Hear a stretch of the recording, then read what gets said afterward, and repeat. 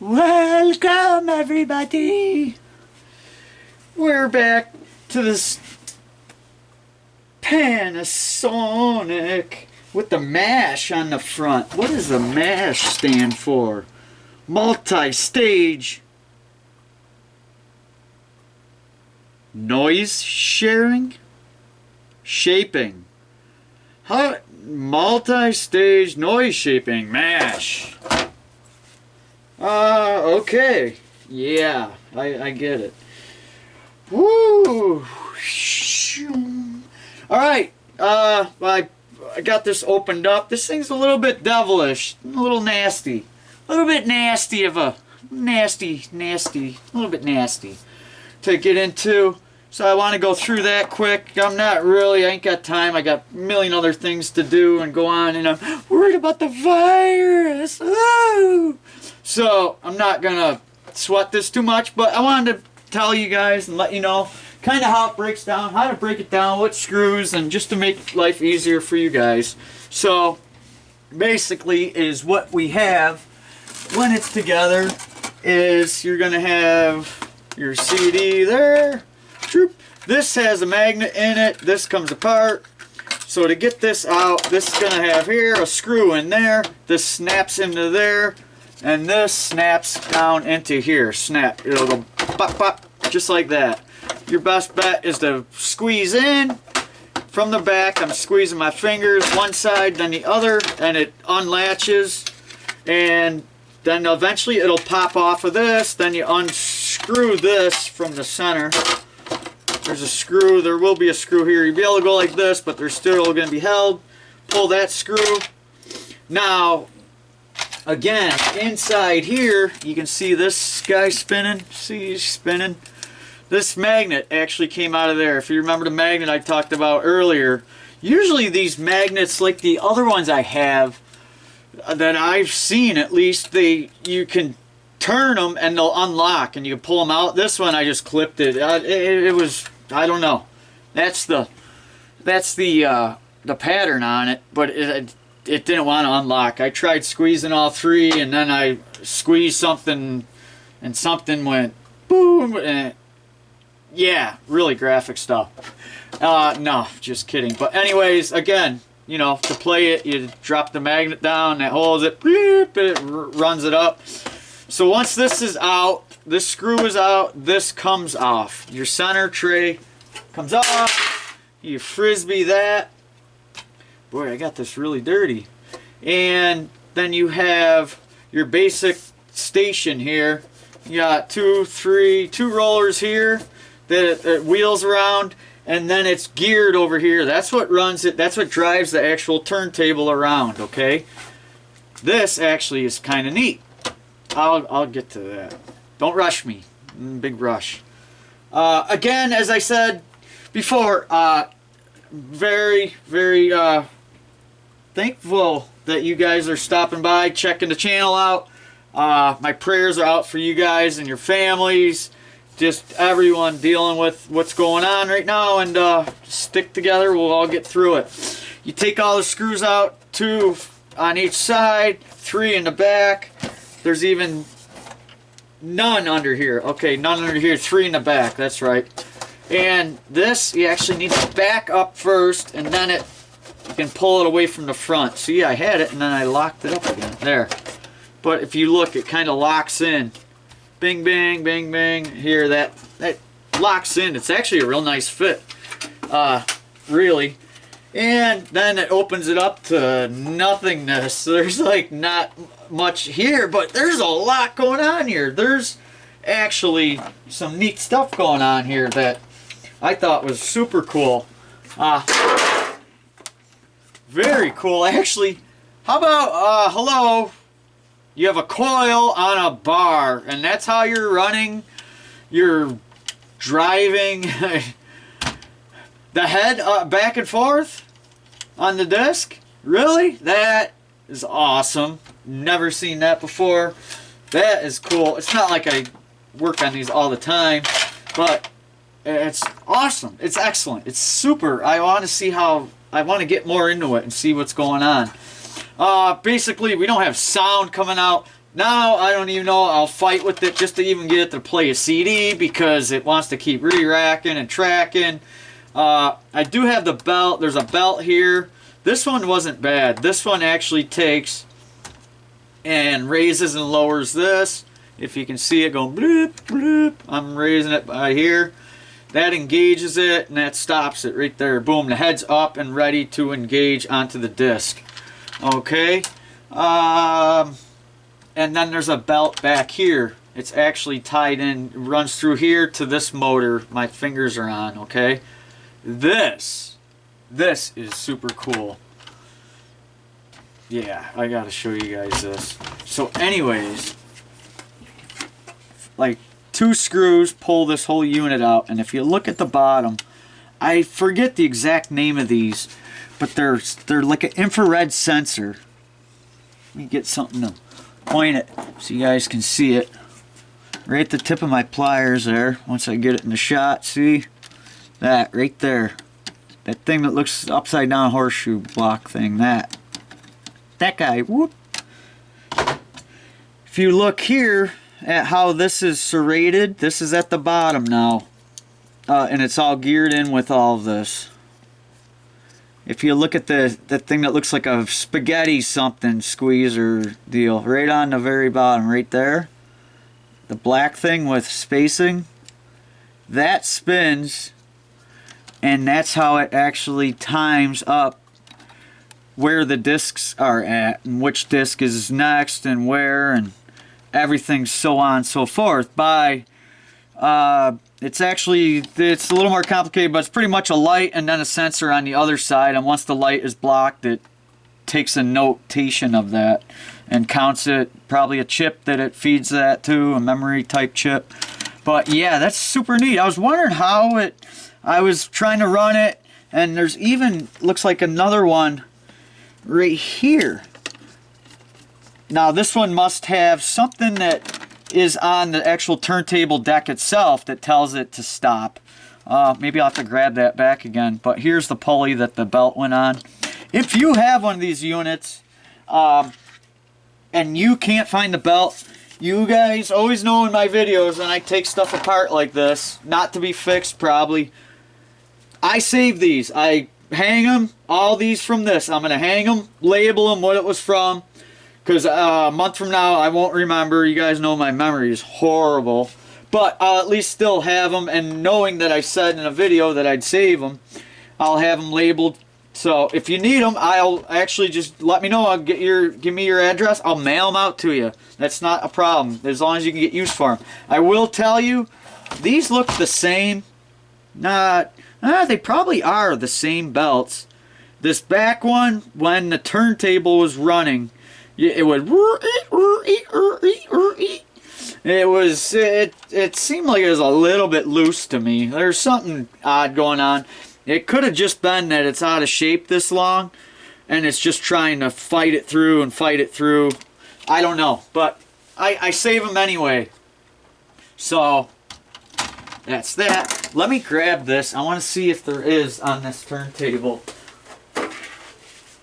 There's gotta be. So the way that would fit through here, mark it in gold so you guys can see it. I'll try to bring it in. That's the top of it. If it is, it sure looks like it is. Oh, well, I marked the wrong thing there. Ergader. Yeah, that's the very top of it. So it'll have a light facing this way and the sensor collecting that light there. Now when this spins, I want to see where that lines up. So it's right here. So there's probably something. No, there really isn't. Unless it's catching this. See how it. Bring it in. I think that would help. I always go the wrong way. It's hilarious. Not the gearing. But see, it's hard for me to hold it upside down, and it's black, so it shows up like crap. Okay. See the laser there? It runs along. Okay, runs along. Then that gap. Boop. And then dut, dut, dut, dut, dut. So that probably tells it which way. I don't know, but it tells it something. I'm guessing that lines right up over it. Where is it again? It's right here.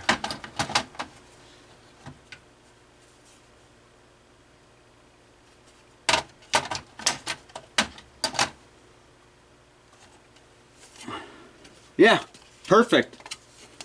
So it could even tell, I believe, which way it's going by. It's solid this way. If it comes in with slashes, then it knows that there's spacing and which way it's going. If it doesn't already know that, not sure it can go backwards. I can still fire it up. Let me pop the belts on. It's just gonna fight. I was already fighting with it before, just trying to mess around, get the disc to play. It doesn't want to play just the disc that's right there. It wants to go to another one. It's just acting like a real nightmare. It doesn't have anything smart that says, hey, yo, number 5 and number 4 empty. Don't even mess around trying to load them. It still tries to load each one and say, oh, it's empty. I didn't know. What am I doing? Very So we'll kick it on. Isolation is on. Power's on. Yeah. Oh. There's crap in my mouth. Sorry about that. So I got crap in my mouth. Eating cobwebs. Alright. Enough eating crap. Okay, so is it worth opening this back up? It's just that one screw. I might be able to do it quick. It's not going to play anyway. I need to find the sound. I can't play a tuner. It doesn't have a tuner. I'd have to enter tuner through it. Or do my... I don't even know if I can do that, actually. That's out.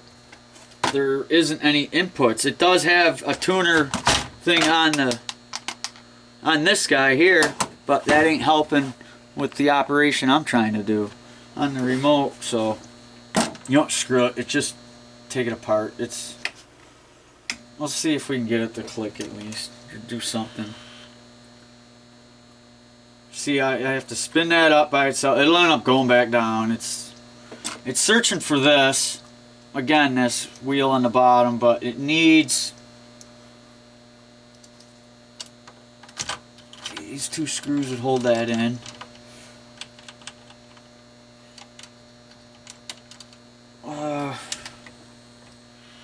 See, it kept doing that. I couldn't get it to do anything else. So, I mean, I'm not going to get any music to play on it anyway. Fighting with that. So, it's really a lost cause, which is sad. Again, hopefully get some... Well, I know I'll get good parts. The one thing I should have mentioned this earlier is Panasonic. I got a big, monstrous TV from the dump. Someone just got rid of it, threw it out illegally. But to help the guys out, I ripped and stripped all the electronic components I could out of it and just brought them home. I stripped the boards and everything here. But Rubicon, Nichicon, all the caps were on that Panasonic TV. Now, these I can't tell yet. They look like nice caps, but that, you know how that is. That doesn't tell you nothing. Not a thing. I really, really want to see how this is working. So maybe I'll start. That's sled. Yeah, the sled and the sled drive. Okay, this has 1 or so more screws yet that have to come out. I can't believe there's that many ribbon cables for all of this. These just pull right up. There isn't a lift tab. If there's a lip, then there's a little, or if there's a lip, you gotta pop that up. And then when you pop that up, that unlocks it to let you pull these up. These aren't like that. They're just pressure fit. This one might be like that. Is that a double one? Over here, I think is. Yeah, see how I lifted it first? I think that is. It's hard to tell because sometimes these are soldered right to the board. Oh yeah, it seems like it wants to come up. Oh, it's a cap right over it. You know, I think that's protective. Yeah, that's a protective cap. That's not... Wow, that's neat. That's pretty cool to help lock it in and keep crap out, I guess. But there's just a lot of ribbons going on for not really a whole lot that's in here. These are usually soldered right to the board, or famously they solder one end like that, and this end you flip that up, this might pull out. Yep, it pulled out just like that, and that end soldered to a little board. That's how that rolls. That's how a lot of circuit seem to be. I don't know why they do that, one end and not the other, because but at least you get one good end, you know, to save and modify if you need. Now, what is the deal there? Because that is got jumper wires. Oh, holy mackerel! That one is. It's got a Loctite on it. Holy crangle! Yeah, that little screwdriver too. Putting some pressure to it. Just a little transformer running it. And there's some cool inductors here. Check these guys out. These guys are super cool. I gotta get the remote working for that. These are super cool inductors. Just thin wire running right down the side of them.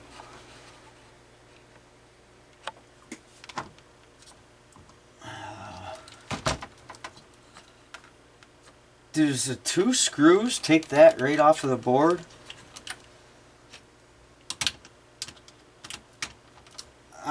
To me, I would guess that this is soldered on the backside to the board. So it's screwed probably right through it. Yeah. Probably going to have 3 and 4 or something. Oh yeah, a whole bunch of... Which is good. Maybe it's got a whole bunch of different voltages. Won't have much power behind it, but hopefully all of them are a bunch of different voltages. Pretty much got your mains again coming in right here. Feeds into the board. Right through the inductors, which is, that must be just to hold off. It's not like it's got big caps or anything, but maybe to stop it from, I'm having a big surge of big rush of the capacitors filling up in that. What am I trying to say? There's a inrush. Yeah. It's just not good to have. It's like power on demand, like bing, like hey, I'm sitting here, I'm cold as a friggin' snowman. Whoa, I'm up, I'm going, I'm 100 miles an hour. You know, it's just not good. It's not a good look. Yeah, see how they soldered that right to it? It come out, it pulled half of them. That's strange how they do that. I wonder if them are reusable. I mean, there's no other way them come apart. Would them push back in and be reused again? Maybe? I think they could, as long as you don't push them in too far like I did that one. Stress it. I think. I'll try it. Hopefully on one end I don't stress. Like the two end ones are pretty good, so I'll try the two. Try 1 and 2.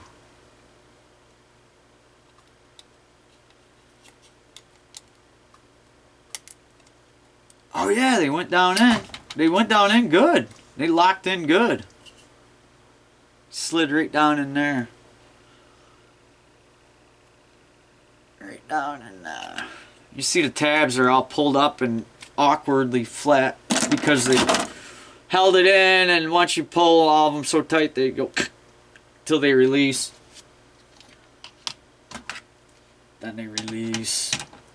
Yeah, pretty much stripped the board. I'll save these, all these ribbons. They're always nice to have. The thing with the ribbons, especially when they're a little bit longer like this, the short ones aren't much good, but the longer ones, is if you got a 20 row ribbon, you can just cut it, start the end cut. Say you need an 8, go to 9, we'll say, just so in case you mess up, just cut 9, cut it to like here, and then it just easily tears right down through on that row. Rips it right off nice and beautifully clean. So a 20 is anything from 20 down to a 2 on a wide ribbon. That's what I'm saying. So it's kind of nice that that works like that. So I save a bunch of them. Don't really get to use them much because these connectors for them are kind of odd. But there are times. The ones that I use maybe a little bit more than them, not even much more though, is these type. These are just thicker, heavier. They're a pain when you gotta strip it, cut each one down, get each wire with the flaps on the side, and then try to strip it. It's really a pain. Then you have a whole bunch of wires all clustering together, keeping them separate for what you want to do. They're a pain in the toughest, you know. Now this should be ready to pull right out of here, but yes, there's always one hidden screw. I can't believe I didn't see that earlier. That's wacky. Wackiness. There's even one more somewhere, isn't there? Man, I wish these... Yeah, it's coming right down through. Is it going to come clean? Man, it tears the crap out of them, but it didn't rip any of them off, did it? Looks like it got them. It didn't rip it right there flush and leave it down in there. So some of them might be reusable. These are different. I haven't really come across these before. These ribbons I have, but not these type of connectors. It's almost like I'm missing a part, missing a step to loosen them up. Like you pop this off. Pop off the, yeah, this piece. Whatever I did to pop that off on the other one. Oh, see, this one, that's on lock. Yeah, them are locked in, so this should pull right out nice. Yes! Love that. See how nice and frilly. Frilly. These are the same things you get if you need 3 and you got a 10. Just cut into it a little bit and it'll unzip right down through. You can make any size you want. Very nice to have around. Actually, that's about the size. You don't want to go much smaller than that. It just gets to... You're just better off to go buy the whole setup then for that. I haven't really come across where I needed that many connections before for something.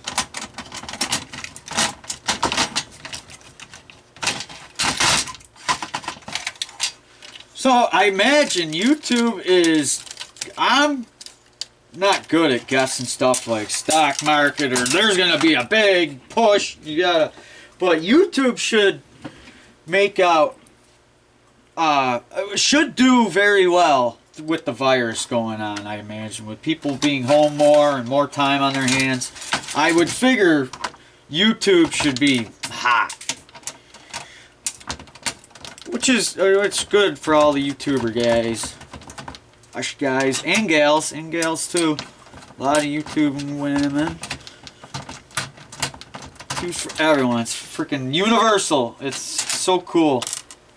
So cool. Takes a big monstrous world out there and kind of brings us all together in one little spot to post our stuff. And when you get going, you got your even community and everything, which is really neat. Yeah, here's our, pretty much going to break down our power supply. So we're going to need, one of these going to be traveling through to the front to run the front display. It looks like vacuum tube is the front display. Running the front display. There we go. That's off. Vacuum tube technology. On-off switch. Oh, I got to show you guys something ridiculous that really hemmed me up like a year ago. My power supply. Dumb little switch. Stupid, cheap little switch. Really flustered my world over the dumbest thing. in a second here. Come on. Come home.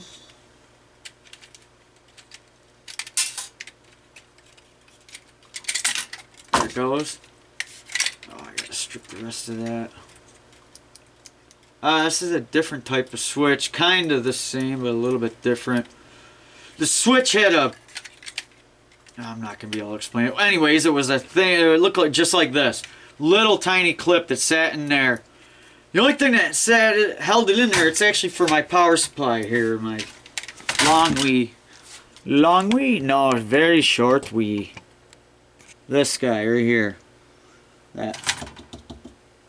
I put a bigger potentiometer in it. I was playing around with the switch. I pulled it out. I pushed it in, and once it released the pressure, because that thing, it goes like this. When you push it in, it goes, that keeps it on, and when you hit it again, it releases it.